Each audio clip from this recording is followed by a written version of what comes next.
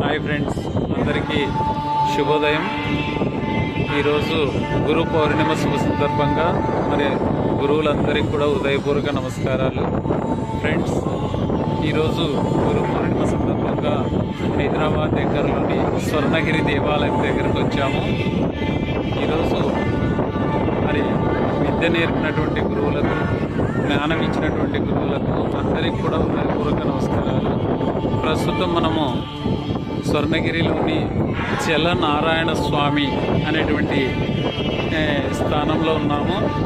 ఇక్కడ ఆ భగవంతుడు ఆ జలం పైన, అంటే నీటిపైన పవలించినటువంటి యొక్క స్థలం ఇది. జలనారాయణుడు మరి విష్ణు స్వరూపుడైనటువంటి ఆ వెంకటేశ్వర స్వామి చూడండి ఎంత అద్భుతంగా పవలించుకుని ఆయన యోగ నిద్రలో ఉన్నాడు.